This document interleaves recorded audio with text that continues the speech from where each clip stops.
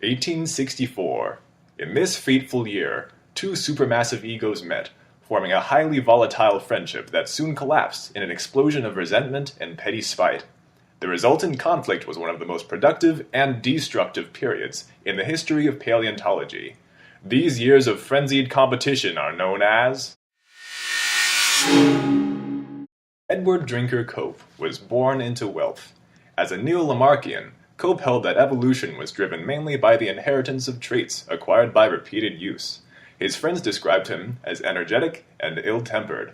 Othniel Charles Marsh was a proponent of Darwin's theory of natural selection.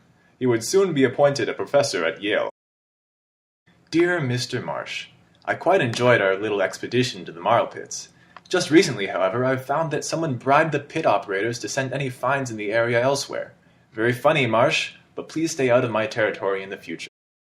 Dear Mr. Cope, I was simply diverting the specimens to a more qualified expert. I couldn't help but notice that your recent reconstruction of Elasmosaurus placed the skull in the wrong end. Perhaps you should leave paleontology to those with doctorates. Dear Marsh, I hear your associates at Como Bluff are bringing in quite the fossil haul. Well, your friend Mr. Carlin has finally grown tired of your ugly beard and your stupid name. He works for me now. This formation is mine. I claimed that spot yesterday. Stay off my turf, Marsh.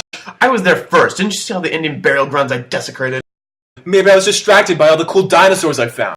We'll see what my dynamite has to say about that.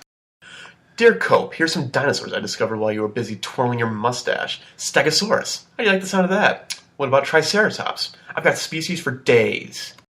Dear Marsh, I just found the biggest dinosaur ever. I'm calling it Amphicelius, but I considered calling it Othniel after your fat face. That is it. Don't think you've seen the last of me, Marsh. This isn't over. Cope died in 1897. Marsh passed away 2 years later.